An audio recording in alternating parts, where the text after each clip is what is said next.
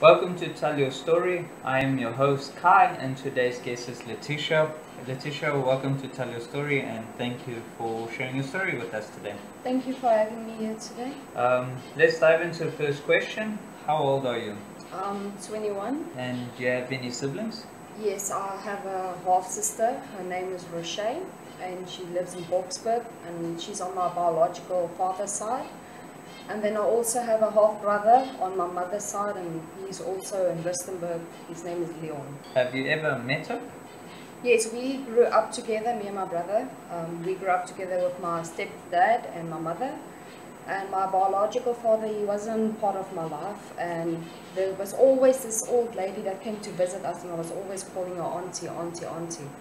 And the one day she said, "I'm not your auntie, I'm your granny." And I'm like, okay, how's this possible? Spoke to my mother about it, and that's when I actually found out the stepdad is actually my stepdad. I always thought he was my dad.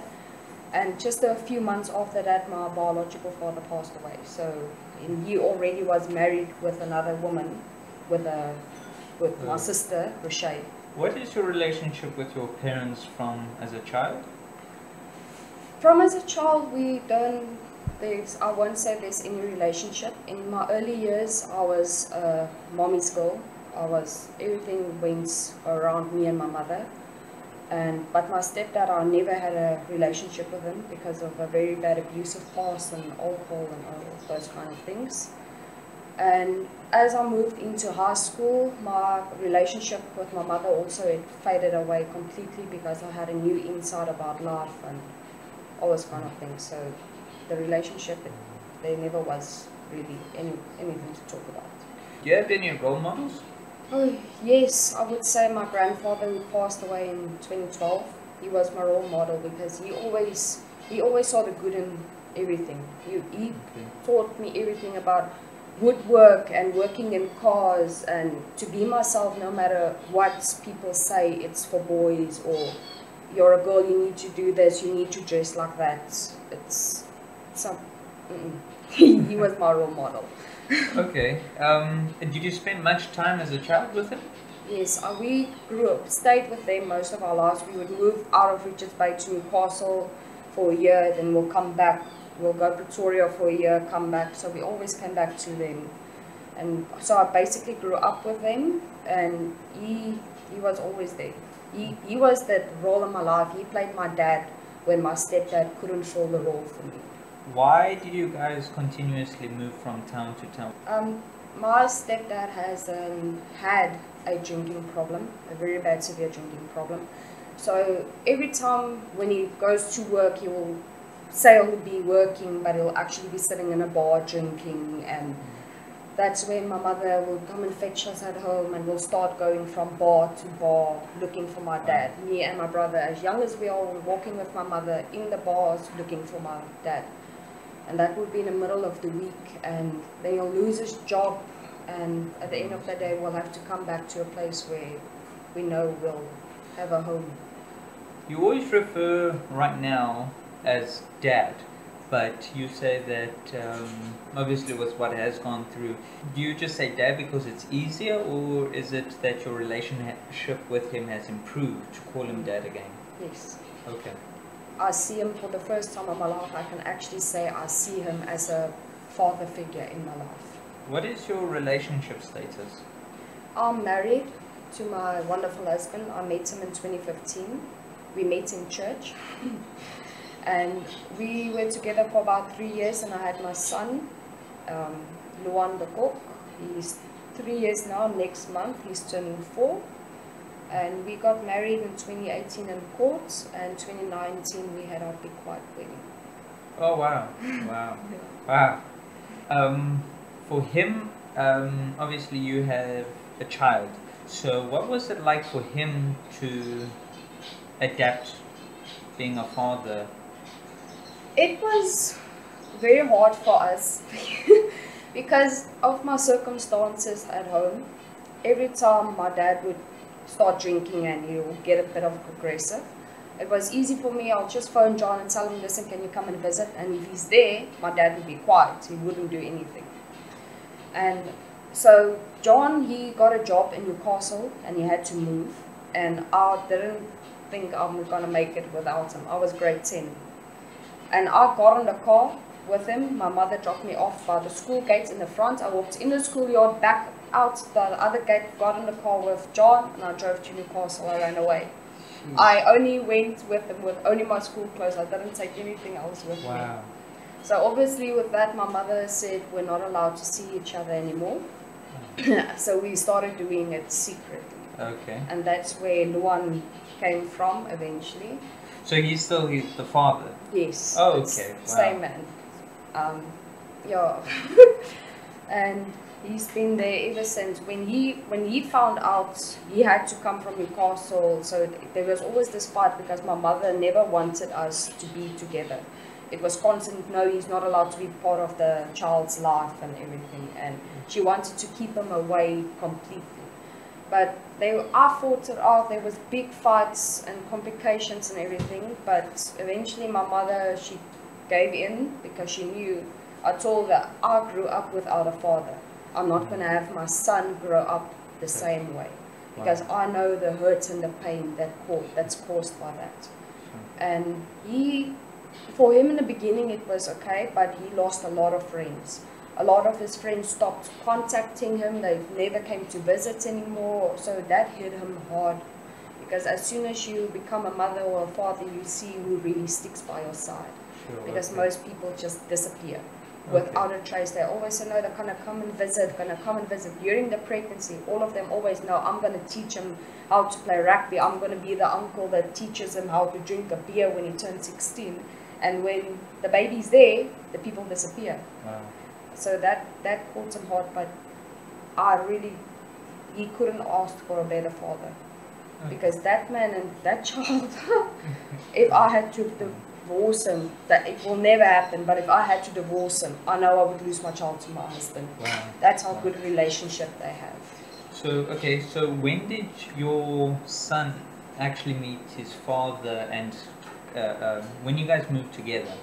He moved in 2 months before my delivery date. He moved in January 2017, and my son was born on the 21st of March. My mother was in the delivery room with me. I passed out. My heart actually, it stopped because I've got a heart condition. Okay. And with that, I passed out, and when I woke up, they gave me my son and they took me out, and he saw his son for the first time. So since that day, you guys were living together? Yes. Okay. I know you said that you took a trip with him to Newcastle, right? Yeah. How long did you stay there before you moved back? I stayed there 3 days with him. Then my mother and my father-in-law, they came to fetch me and bring me back to my mother. And he was there for about a year and a half, or almost a year, let's say almost a year. And in that time, I would tell my mother I'm sleeping by my friend's house, and then me and my friend are going with John, and we're going to have a big Jolimere and Sia, and then go back to the hotel, and everything happened. And the next moment, I was pregnant. Yeah, I was pregnant. Okay. What is your current job status? I'm a teacher by Tingeling, by kindergarten school. Okay. Yeah, by kindergarten school. And this kind of job, you can see a lot of children going through the same thing I did as I grew up. Yeah, for me, it's a very important job because I get to be the voice for most children. Wow, that's powerful. Why would you want to be the voice for those children? Because when I was in school, they always said, if something's going on, go to the police, speak to the police, go to your teacher, speak to them. And I spoke to teacher after teacher, police person after police person, and nobody came through to help me. I was alone. I had no one to stand on my side, and I know how it feels not to be able to have a voice because you're shut down. And it took me a very long time to find myself and to be able to say I have a voice. Wow. Before you found this particular job, how many jobs did you go through to find this job? I finished matric in 2017, and January I started by my first job as a teacher, but I was teaching grade 8 to matric. And I just finished matric myself, and I was giving grade 8 to matric.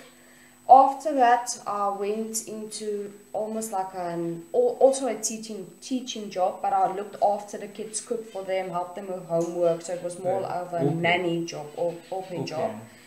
After that, I went into business with jewelry, and I stuck with that for a week, and I said, that's not me.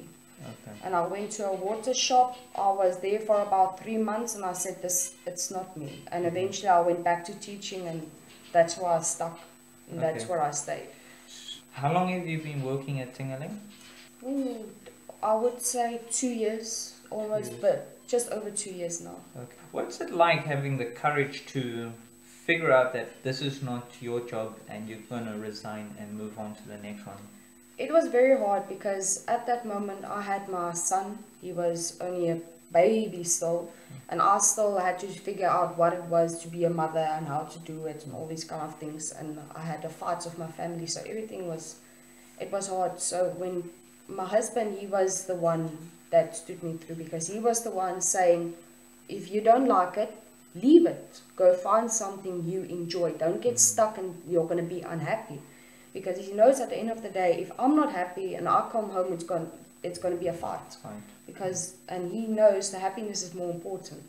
So he stood me by in my decisions to quit the job, and he was there providing for everything. Sure. And eventually I went back to teaching, and that's where I stayed. Do you have any degree or paperwork? No, unfortunately not, because every time I do want to study. That's at the moment my biggest goal to achieve, because I know I have the potential. My boss, she tells me over and over, she sees something that I need to accomplish.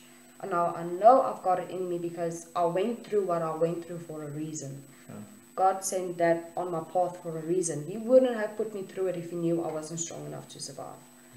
And that's why I want to get my degree. I want to go into teaching and civil engineering. I definitely want to become a civil engineer. That's one of my biggest aims.